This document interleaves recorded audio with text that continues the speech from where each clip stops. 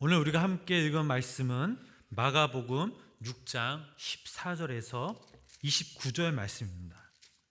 마가복음 6장 14절에서 29절 말씀 다 같이 함께 읽도록 하겠습니다.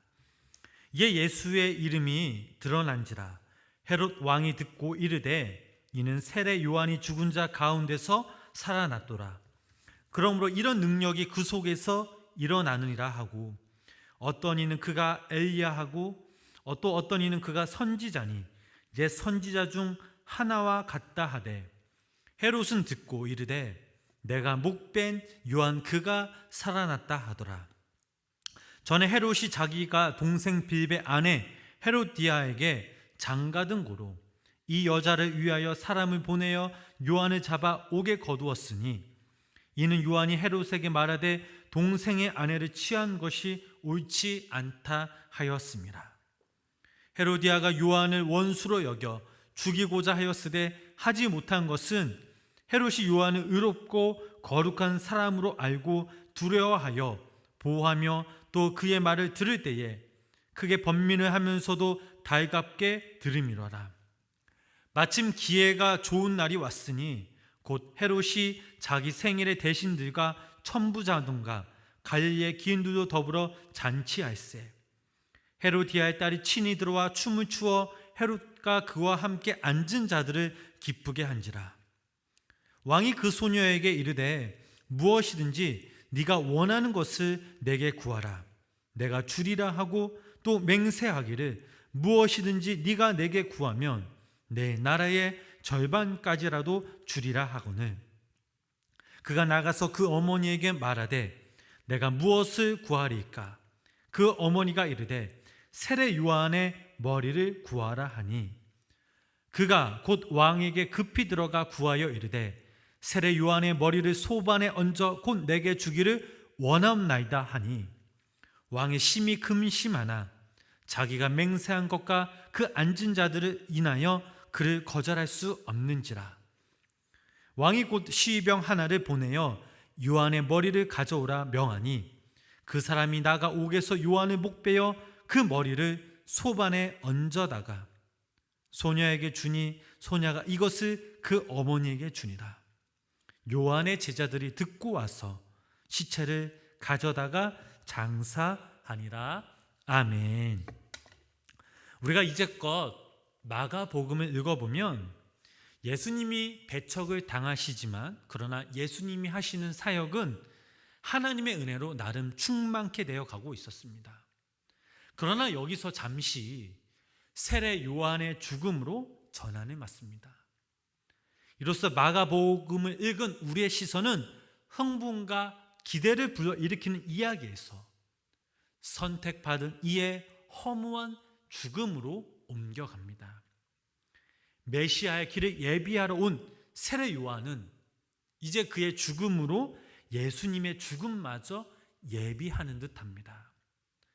주님의 진정한 모습은 성공적인 사역 능력이 아니라 가장 낮은 자리, 가장 비천한 십자가에서 발견할 수가 있습니다. 오늘 저희들 읽은 본문 말씀, 예수 그리스도의 소문으로 인한 헤롯의 오해와 두려움 및 세례 요한의 순교 내용을 담고 있습니다. 우리가 먼저 살펴볼 내용 중 세례 요한이 누구인가라는 사실입니다. 그는 제사장인 아버지와 기도의 사람인 어머니 사이에서 태어난, 그것도 예수님처럼 천사로부터 태어날 것을 미리 예고받고 태어난 하나님의 사람이었습니다. 그는 예수님의 오심을 준비하고 예수님께 직접 세례를 베푼 사람입니다. 그가 한 것이라곤 이스라엘 백성들에게 회개를 촉구하며 요단강에서 세례를 베풀었고 하나님의 의를 선포하고 불의에 대항하였습니다. 예수님조차도 그를 가리켜 여자가 낳은 자 중 가장 큰 자라라고 하셨습니다. 그런 그가 어떻게 죽었다고 오늘 본문은 전하고 있나요? 그의 삶의 무게에 비해서 너무나 가벼운 죽임을 당했습니다. 세례 요한은 당시 갈릴리와 베레아 지역을 다스리는 분봉왕인 헤롯 안티파스가 그의 이복 동생인 부인인 헤로디아와 부도덕한 결혼을 하자 이를 공개적으로 하나님 앞에서 죄악이라고 질타하였습니다. 헤롯은 세례 요한 때문에 불편하였지만 기본적으로 세례 요한의 의인이요 선지자로 알았기에 이 세례 요한을 두려워하였습니다. 그런데 잔인하고 무섭고 야심이 많은 이 헤로디아는 세례 요한에게 복을 품었습니다. 헤롯의 생일날 귀빈들을 초청해 잔치를 하던 중 헤로디아의 딸 살루메의 아름다운 춤 앞에서 권력자 특유의 호기를 부립니다. 네가 원하는 것은 무엇이든 이 나라의 절반까지로 주겠다라고 약속합니다. 이에 딸은 어머니 헤로디에게로 달려가 헤로디아는 이 기회를 놓치지 않고 헤롯에게 요한의 목을 줄 것을 요청하게 됩니다. 전혀 예상하지 못한 딸의 요청 앞에서 이 헤롯은 아차했지만 혹여 자신의 호기로 부린 이 약속을 처리한다면 귀빈들 앞에서 자신의 체면이 손상될 것을 염려해서 딸의 요청대로 세례 요한의 목을 쳐서 죽여 그 목을 소반에 얹어 딸에게 주었고 딸은 이를 어머니에게로 줍니다. 역사가 요세푸스에 의하면 헤롯은 소반에 담긴 요한의 그 머리에서 혀를 잡아 당기는 욕을 보이는 행동까지 취했다라고 합니다. 하나님으로 택함을 받은 의로운 세례 요한이 술에 취한 왕의 호기와 한을 품은 한 여인의 앙심 앞에서 이처럼 어처구니 없이 죽었다는 이 사실이 참으로 충격적일 수밖에 없습니다. 정말 하나님이 살아계신다면 어찌 이런 일이 일어날 수 있겠습니까? 하나님은 그렇다 할지라도 당시 예수님은 세례 요한이 이처럼 우습지 않게 죽게 방치했을까요? 병자들을 고쳐주시고 귀신을 내쫓으시면서 복음을 전하는 것을 하루 이틀 미루더라도 세례 요한을 구해야만 했지 않겠습니까? 자신의 목을 치려는 사형 집행자 앞에서 세례 요한은 무슨 생각을 했을까요? 그러나 그때에도 하나님은 묵묵부답이셨습니다. 우리가 깨달을 수 있는 사실 하나는 인간은 이렇게 무섭다는 것입니다. 잔인하고 독을 품고 죄성이 강하다라는 것입니다. 죄악은 범죄한 인간으로 하여금 두려움과 공포에 떨게 만드는 무서운 힘을 가지고 있습니다. 죄악은 일시적으로 사람들에게 쾌락을 줄지 모르나 한 번 범죄한 후에는 끊임없이 이 두려움에 사로잡히게 만들며 사람과 하나님 앞에서 얼굴을 들지 못하게 하는 그런 파괴력을 가지고 있습니다. 하나님의 손에 의해 그토록 아름답게 지어졌던 아담과 하와가 범죄한 그 이후에 하나님의 낯을 피하려 숨었던 것도 결코 우연이 아닙니다. 우리는 하나님의 백성입니다. 또한 우리는 알지 못하는 그런 죄성이 있습니다. 그러기에 우리는 매 순간순간마다 늘 깨어 있어야만 합니다. 이 죄를 멀리하려면 하나님의 백성답게 담대하게 진리를 증거하고 영적인 승리를 거두기 위해선 이러한 죄악을 우리 가운데서 몰아내야 합니다. 죄악의 그 유혹에 빠지지 않도록 매일매일 주님께 나아가야 합니다. 성경은 죽음을 목전에 둔 그 세례 요한에 대해 그 어떠한 설명도 없었습니다. 그러나 앞서 살펴본 마태복음에 의하면 감옥에 갇힌 세례 요한이 예수님의 사역을 전해 듣고 제자들을 예수님께 보내어 오실 그 이가 당신이오리까? 우리가 다른 이를 기다리오리까? 라고 묻자 예수님께서는 요한에게 다음과 같이 전하라고 하셨습니다. 그 말씀을 제가 읽어보면 마태복음 11장 4절 말씀, 맹인이 보며 못 걷는 사람이 걸으며 나병 환자가 깨끗함을 받으며 못 듣는 자가 들으며 죽은 자가 살아나며 가난한 자에게 죽음이 전파된다 하라. 누구든지 나로 말미암아 실족하지 아니하는 자는 복이 되도다. 아멘.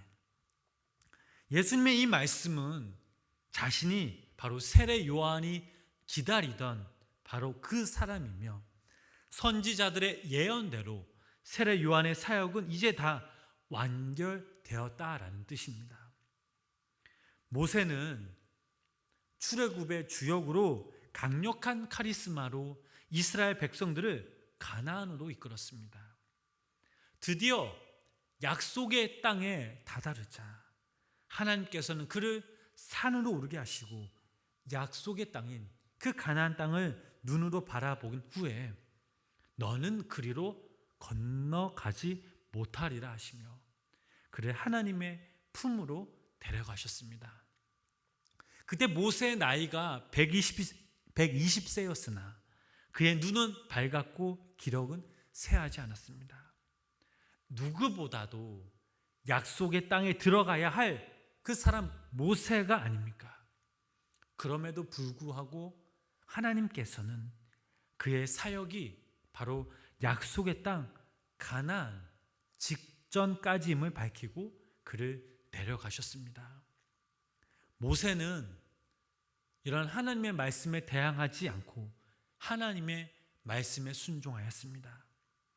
세례 요한 역시 이 예수님의 답변에 자신의 사역이 다함을 알고 자신의 죽음을 기꺼이 받아들였을 것입니다. 현재만을 본다면 세례 요한의 죽음은 너무나 어처구니 없었습니다. 구약의 모세는 이후 신약에 등장합니다. 모세는 변화산에서 예수님과 앞으로 일에 대해 이야기합니다. 죽음은 끝이 아니라 바로 새로운 시작이라는 것입니다. 이것이 바로 하나님의 섭리라는 것입니다. 이해할 수 없지만 이 모든 것을 주신 분이 하나님이심을 고백하며 그 주신 모든 것을 그대로 하나님께 의탁하는 것이야말로 바른 신앙의 시작이 아닐 수 없습니다. 예수는 그리스도시요 살아계신 하나님의 아들임을 고백하는 우리 모두에게 이와 같은 믿음이 필요합니다.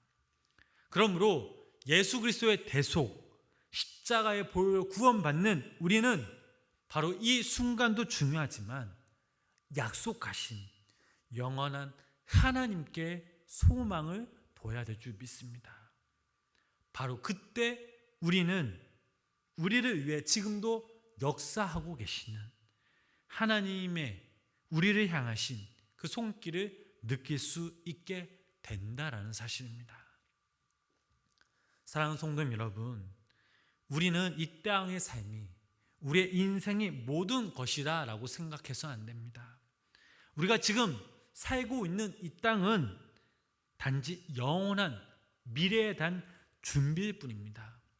그리고 그 준비를 어떻게 하느냐에 따라 우리의 미래는 달라질 것입니다.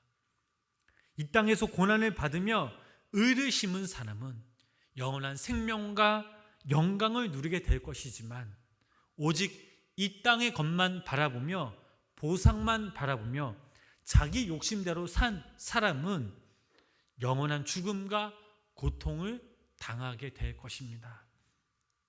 비록 우리의 삶은 고난의 연속이라 할지라도 우리를 구원케 하시고 우리에게 영원한 생명을 주신 그 분께 우리의 삶을 전적으로 맡겨봅시다. 지금은 사순절 기간이죠. 오늘 하루 나의 모든 것을 다 알고 계신 그 예수님께 우리의 본 모습 그대로 의탁하며 하루를 시작하시기를 바랍니다. 우리의 손에 쥐어있는 이 모든 것이 하나님께서 주신 것이다 라고 고백하시면서 설사 주신 것을 다시 가져가신들 무엇이 아깝겠습니까? 바라기는 하나님의 섭립 속에서 오늘 우리가 살아가고 있음을 믿어 어떤 순간도 한경도 일어나는 일도 그 일이 나에게 비록 슬픔과 고통과 아픔일지라 할지라도 그 모든 것이 하나님의 섭리 안에 있음을 믿어 그 모든 순간에 주님을 전적으로 신뢰하며 살아가는 저와 여러분들이 되시길 주님의 이름으로 간절히 축원합니다. 기도하시겠습니다.